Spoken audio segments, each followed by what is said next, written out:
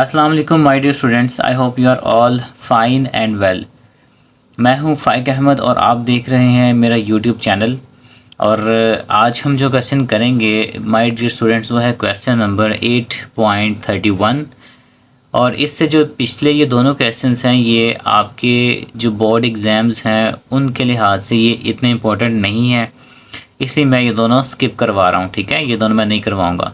तो 8.31 पे चलते हैं। ठीक है, और ये इंपॉर्टेंट भी है और ये आया भी हुआ है एग्ज़ाम्स में। ठीक है, तो इस क्वेश्चन के स्टेटमेंट को आप पहले समझ लें, दैन फिर हम इसका सोल्यूशन करते हैं। तो चलें स्टार्ट करते हैं। और वीडियो को जो है आपने गौर से देखना है, समझना है क्वेश्चन को पूरा बगैर स्किप किए। स्टेटमेंट पढ़ते हैं। कहता है 3 balls are drawn from a bag containing 5 white and 3 black balls. एक बैग है, उसके अंदर 5 वाइट बॉल्स हैं और 3 ब्लैक बॉल्स हैं। ठीक है, और 3 बॉल्स जो हैं वो हमने ड्रॉ करने हैं, यानी कि टोटल 8 बॉल्स हैं। 5 + 3 8 बॉल्स हैं, और इन 8 में से हमने 3 को क्या करना है, ड्रॉ करना है, सेलेक्ट करना है, यानी कि निकालना है रैंडमली। कहते हैं if x denotes the number of white balls, तो वो इंटरेस्ट किस में शो कर रहा है, वाइट बॉल्स में। इसीलिए उसने कहा दिया कि अगर एक्स हमारे पास वाइट बॉल्स हैं तो जो कि बैग से निकाले जा रहे हैं, तो फाइंड करना है हमने। Then find the probability distribution of X. एक चीज़ कि हमने उसकी प्रोबेबिलिटी डिस्ट्रीब्यूशन बनानी है एक्स की, यानी कि वाइट बॉल्स की। और फिर हमने also find its mean and variance, और फिर हमने उस प्रोबेबिलिटी डिस्ट्रीब्यूशन का मीन भी फाइंड करना है और वेरिएंस भी फाइंड करना है। तो 3 चीज़ें हमने इस क्वेश्चन के अंदर फाइंड करनी है इस गिवन डाटा को यूज़ करके, 1, 2 एंड 3। तो चलें इसको हम सोल्यूशन में जाके देखते हैं कि ये तीनों चीज़ें हम किस तरह से फाइंड कर सकते हैं। जी स्टूडेंट्स, सोल्यूशन में हम आ गए हैं और इसके अंदर अगर आप देखें तो आपके सामने ये टेबल बनी हुई है। ठीक है, ये सेम वही गिवन डाटा जो मैंने भी पढ़ के दिखाया आपको स्टेटमेंट में से। ठीक है, जिसमें वाइट बॉल्स 5 हैं, ब्लैक बॉल्स जो हैं वो 3 हैं। टोटल हमारे पास 8 हो गए। 5 और 3 को जब जमा करेंगे तो 8 आएगा। और फिर जो 3 बॉल्स हमें उसने कहा था कि ड्रॉ करने आपने इन 8 में से, और एक्स किसको वो कह रहा था, वाइट बॉल्स को कह रहा था। ठीक है, और हमने उसमें सबसे पहले तो एक्स की प्रोबेबिलिटी डिस्ट्रीब्यूशन बनानी है। और जब एक्स की प्रोबेबिलिटी डिस्ट्रीब्यूशन बनाएंगे, और एक्स हैं कितने, 5 है हमारे पास, तो हम फिर एक्स की जो वैल्यूज़ लेंगे वो 0 से लेके 3 तक लेंगे। अब 3 तक क्यों लेंगे, एक्स है तो 5 हमारे पास, बट हमने बॉल्स 3 ड्रॉ करने हैं एक्चुअली। तो इसलिए हम जो एक्स की वैल्यूज़ लेते हैं वो नंबर ऑफ़ ड्रॉन वैल्यूज़ को देखते हुए वहाँ तक जाते हैं जहाँ तक वो वैल्यू होती है। तो ये 3 तक है, तो इसीलिए हम एक्स यहाँ पे 3 तक लेंगे।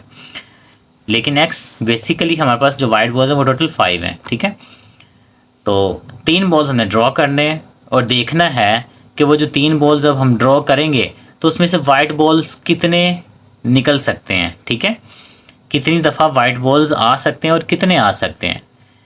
ओके, और उसके लिहाज से फिर हमने उसकी 0, 1 और 2 और 3 तक यहाँ पे वैल्यूज़ ले ली हैं, क्योंकि 4 नहीं कर सकते क्योंकि बॉल्स ही 3 हमारे पास एक्चुअली जो हमें ड्रॉ करने हैं। और वो मैक्सिमम 3 ही 5 जो है ना वाइट बॉल्स आ सकते हैं, 3 से ज़्यादा वाइट बॉल्स वो आ ही नहीं सकते हैं। ठीक है, इसलिए एक्स यहाँ पे 3 तक लिया है। तो x इज इक्वल टू जब 0 की हम निकालेंगे प्रोबेबिलिटी, यानी कि इसमें ये जाहिर हो रहा है कि x 0 है, यानी कि वाइट बॉल्स पहले आपने 0 दिखाना है। यानी कि 0 मीन्स कि जब इस 8 में से 3 बॉल्स को ड्रॉ किया गया तो वो तीनों के तीनों ब्लैक निकला है, वाइट कोई भी नहीं निकला। ठीक है, इसीलिए हम x की 0 वैल्यू भी यहाँ पे लेंगे, क्योंकि ऐसा पॉसिबल है ना कि जब हम टोटल 8 में से 3 बॉल्स को ड्रॉ करते हैं रैंडमली, आंखें बंद करके, आंखों पे पट्टी बांध कर, तो हमें वो तीनों की तीनों बॉल्स, ऐसा पॉसिबल है ना, वाइट ब्लैक ही निकल आए तीनों, और वाइट कोई भी ना निकले। इसलिए हम x यहाँ पे 0 भी लेंगे। तो अब अगेन उसी तरह जिस तरह करते आए थे हम पिछले क्वेश्चंस के अंदर, कि जब x 0 हो जाएगा तो फिर अब चूंकि वाइट यहाँ पे 5 हैं तो 5 में से कोई भी नहीं आएगा। ठीक है, 5C 0 कर देंगे। टोटल 5 वाइट बॉल्स थे, उसमें से कॉम्बिनेशन ले लिया 0 का। ठीक है, और देन मल्टीप्लाई कर देंगे किसके साथ, ब्लैक बॉल्स की जो तादाद है उसके साथ। तो ब्लैक बॉल्स टोटल 3 हैं। अगर वाइट कोई नहीं निकला तो वो इसका मतलब है तीनों के तीनों ही ब्लैक हैं। और वो है भी थे 3 और टोटल और ड्रॉ भी 3 हो गए, तो 3C3 का कॉम्बिनेशन यहाँ पे ले लेंगे। और लास्ट पे हम क्या करेंगे, डिवाइड करेंगे इन दोनों के मल्टीप्लिकेशन के आंसर को डिवाइड करेंगे सैम्पल स्पेस पे, एन ऑफ एस पे, और आपका एन ऑफ एस जो होता है वो होता है total number of items combination number of drawn, ठीक है। टोटल में से जो ड्रॉ किए जा रहे होते हैं उसका कॉम्बिनेशन ले लेते हैं, तो वो हमारा सैम्पल स्पेस कहलाता है। तो ये जो टर्म है ये आपकी सैम्पल स्पेस है जो रेड कलर की मैंने लिखी है। तो इसको डिवाइड करेंगे और हमारा आंसर आ जाएगा। तो इसको हम करके मैं यहाँ पे आंसर लिख देता हूँ आपके सामने। तो 5C जब 0 करेंगे और 3C3 करेंगे, इसका आंसर भी 1 आता है और इसका आंसर भी 1 आता है, ठीक है। तो मतलब 1 मल्टीप्लाई बाय 1 करेंगे और फिर जब इसको हम डिवाइड करेंगे किसके साथ, 8C3, और 8C3 का जब आप कॉम्बिनेशन लेंगे तो वो 56 आएगा। और तो ये आपका आंसर आ जाएगा 1/56। P ऑफ X 0 की निकल आई है 1/56, ठीक है। नेक्स्ट देखें 1 आ गया यहाँ पे। अब ये 1 हमें ये रिप्रेजेंट कर रहा है कि जो हमने 3 बॉल्स ड्रॉ किए थे इस 8 में से रैंडमली, उनमें से एक वाइट बॉल था और 2 ब्लैक बॉल्स थे, ठीक है। अब हम इस तरह का कॉम्बिनेशन बनाएंगे। पहले हमने कॉम्बिनेशन बनाया था कि वाइट कोई नहीं था, तीनों के तीनों ब्लैक थे। अब चूंकि हमने 1 यहाँ पे शो करवाना है वाइट, तो लिहाजा एक वाइट में से निकाल लेंगे, बाकी के 2 ब्लैक में से, टोटल 3 हमारे पास ड्रॉ हो जाएंगे, ठीक है। तो मैं यहाँ पे वैल्यूज़ लिख देता हूँ। 5C अब हम 1 कर देंगे, 5 यानी कि वाइट में से एक बॉल बाहर आ गया और बाकी जो ब्लैक थे जो 3 थे, अब उसमें से 2 बॉल्स हमने बाहर निकालने हैं। तो एक इधर से 2 इधर से, तो टोटल 3 बॉल्स हमारे हो गए जो हमने ड्रॉ किए। और इसको अगेन उसी तरह डिवाइड कर देंगे हम अपनी सैम्पल स्पेस पे। सैम्पल स्पेस आपकी 8C3 ही रहेगी, ये चेंज नहीं होगी, ठीक है। और लास्ट पे हम इसका आंसर करेंगे तो 5C1 का जो आंसर आएगा उसको जब मल्टीप्लाई करेंगे 3C2 के आंसर के साथ, तो मैं डायरेक्ट यहाँ पे अब आंसर लिख रहा हूँ, आपने खुद उसको जो है वो टैली कर लेना है। तो ये आपका आंसर आ जाएगा 15/56, ठीक है। तो 8C3 का आंसर 56 होता है और इन दोनों की मल्टीप्लिकेशन का आंसर 15 होता है, तो वो आपने करके चेक कर लेना है। इसी तरह मैं बाकी की 2 वैल्यूज़ भी लिख के वीडियो को स्किप करके आता हूँ, फिर आपके पास ये वैल्यूज़ लिख के। इतना तो आपको समझ आ गया होगा, यही मेथड हमने इन दोनों पे भी अप्लाई करना है।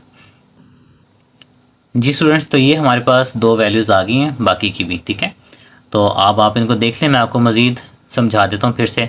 जब हम 2 पे आएंगे, x2 की जब निकालेंगे तो हम वाइट में से 2 बॉल्स निकाल लेंगे और बाकी का एक ब्लैक में से निकाल लेंगे और उसको डिवाइड करके आंसर निकाल लेंगे। और जब हम 3 बॉल्स की हम बताएंगे तो तीनों की तीनों ही वाइट में से ड्रॉ कर लेंगे, तो फिर ब्लैक में से कोई भी नहीं आएगा, तो ब्लैक 0 हो जाएगा। और इसी तरह इसका जो है वो डिवाइड करने के बाद ये आंसर आ जाएगा। तो ये हमारे पास अभी तक जो निकली है ये प्रोबेबिलिटी निकली है। मतलब क्या कि अभी तक हमने जो फाइंड की है वो है प्रोबेबिलिटी डिस्ट्रीब्यूशन ऑफ एक्स बनाई है अभी तक, ठीक है। प्रोबेबिलिटी डिस्ट्रीब्यूशन ऑफ एक्स यानी कि एक्स की प्रोबेबिलिटी को हमने उसकी वैल्यूज़ के सामने लिख दी है एक टेबल की फॉर्म के अंदर, रोज़ और कॉलम्स की शक्ल में। तो लिहाजा ऐसी टेबल जिसके अंदर एक्स की वैल्यूज़ की और आगे उसकी प्रोबेबिलिटीज़ लिखी गई हों, उस टेबल को प्रोबेबिलिटी डिस्ट्रीब्यूशन कहते हैं। ओके, तो ये हमारे पास बन गई। अब हम अगली चीज़ जो फाइंड करेंगे वो है हमारे पास उसका मीन और वेरिएंस। तो ये मीन का फॉर्मूला है, ठीक है, sum x into p of x, पीछे भी यूज़ किया है आपने, दोबारा फिर इस क्वेश्चन में यूज़ हो रहा है। और ये वेरिएंस ऑफ एक्स का फॉर्मूला है, ठीक है। ये 2 एवरेजेस हमने फाइंड करनी है इस डेटा की, इस प्रोबेबिलिटी डिस्ट्रीब्यूशन की, ठीक है।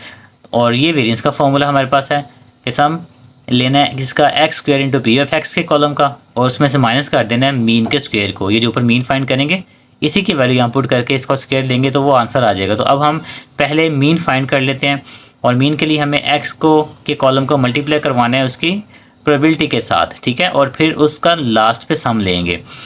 वो कैसे, वो इस तरह से देखें, ये एक्स है आपके पास और ये इसकी प्रोबेबिलिटी है। तो जब 0 इंटू 1/56 होगा तो आपका आंसर, आपको पता है ना, 0 ही आ जाएगा फिर इसका। तो हम यहाँ पे 0 लिख देंगे, क्योंकि 0 जिससे मल्टीप्लाई होता है जिस वैल्यू से वो 0 हो जाता है।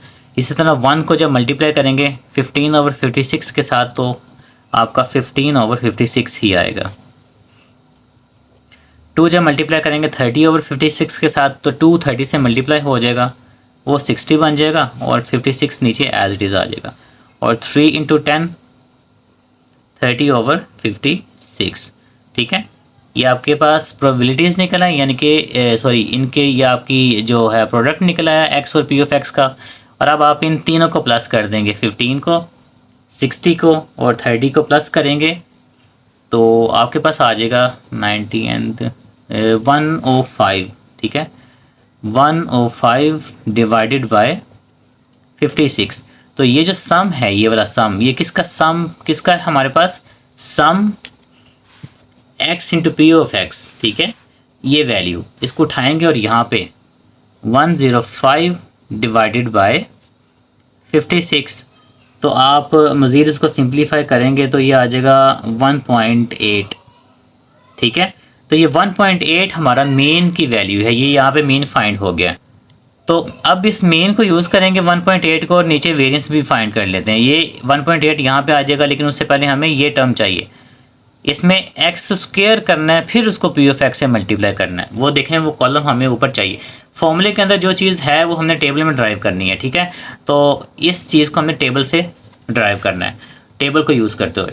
तो देखें एक्स है ना, इसका स्क्वायर करेंगे और उसको पी ऑफ एक्स से मल्टीप्लाई। पहले हमने क्या किया था, डायरेक्ट एक्स को पी ऑफ एक्स से मल्टीप्लाई किया था, बट अब एक्स का स्क्वायर करेंगे पहले, फिर उस वैल्यू को पी ऑफ एक्स से मल्टीप्लाई करेंगे। तो 0 का स्क्वायर 0 ही होता है और फिर 0 फिर मल्टीप्लाई होगा तो इसका आंसर भी 0 ही आएगा फर्स्ट का। 1 का स्क्वायर क्या होता है? 1 होता है। तो वो जब मल्टीप्लाई होगा 15/56 के साथ तो वो फिर से आपका आंसर यहाँ पे 15/56 ही आएगा। ये वैल्यू यहाँ पे चेंज होगी। 2 का स्क्वायर 4 होता है, तो 4 को जब हम मल्टीप्लाई करेंगे 30 के साथ, ठीक है, एक्स का पहले स्क्वायर यानी कि 2 का स्क्वायर किया 4 आया, 4 को मल्टीप्लाई करेंगे 30 के साथ तो 4 × 30 120। तो अब 120/56 यहाँ पे लिखेंगे। और नेक्स्ट 3 है, 3 का स्क्वायर करेंगे तो वो 9 हो जाएगा। 9 × 10 हमारे पास 90 आ जाएगा, 90/56। तो इन तीनों वैल्यूज़ का जब सम कर लेंगे हम, ये नीचे जिस तरह से इसका सम किया था यहाँ पे इसका भी सम करेंगे तो ये आ जाएगा 225 आई थिंक आ जाएगा। फिर भी आप लोगों ने करके टैली कर लेना, मेरी कोई मिस्टेक हो जाए तो वो उससे परेशान ना हुआ करें। बाज़ दफ़ा सम करने में, मल्टीप्लाई करने में जल्दी में हो जाता होता है। मेथड में कोई मिस्टेक नहीं है, मेथड इसी तरह से यूज़ करना है, यही यूज़ करना है, वो एग्जैक्ट आपको मैं बता रहा हूँ। बस मल्टीप्लिकेशन में, सम करने में ज़रा थोड़ा बहुत गड़बड़ हो सकती है मेरे से, तो उसके लिए मैं पहले से सॉरी बोल रहा हूँ अगर कहीं हो जाए तो, ठीक है। अव्वल तो होगी नहीं, लेकिन हो जाए तो उसकी गुंजाइश होती है। अच्छा, 225/56 इसका जब डिवाइड करें, ये वैल्यू उठाएंगे हम यहाँ से, क्योंकि किसका सम है? ये सम है हमारे पास x square into p of x, यानी कि इस कॉलम का। ये देखें, मैं आपको दिखा देता हूँ, x square P of x, इस कॉलम का ये नीचे जाके ये सम ये उठाएंगे हम यहाँ से और इस फॉर्मूले के अंदर पुट कर देंगे। तो ये 225 डिवाइडेड बाय 56, इस टर्म की वैल्यू आ गई, माइनस मेन निकला था 1.8, वो यहाँ से उठाया यहाँ पुट कर दिया और ऊपर आ गया इसका स्क्वायर। 225 को जब डिवाइड करेंगे 56 पे तो इसका आंसर आएगा 4.02, ठीक है, या 4.03 या 2, ठीक है। तो माइनस 1.8 का जब आप स्क्वायर करेंगे तो ये आ जाएगा हमारे पास 3.5। तो 4.02 में से जब आप 3.5 को माइनस कर देंगे तो ये अप्रॉक्सीमेटली आपका 0.5 वेरिएंस आ जाएगा, ठीक है। तो ये हमारा था मीन और ये हमारा है वेरिएंस, किसका है? एक्स का, यानी कि वाइट बॉल्स का। और ये ऊपर जो थी ये हमारे पास इसकी प्रोबेबिलिटी डिस्ट्रीब्यूशन थी। तो तीनों चीज़ें हमने इस क्वेश्चन की फाइंड कर ली हैं जो उसने कहा था हमें, ठीक है। होप सो आपको समझ आ गई होगी।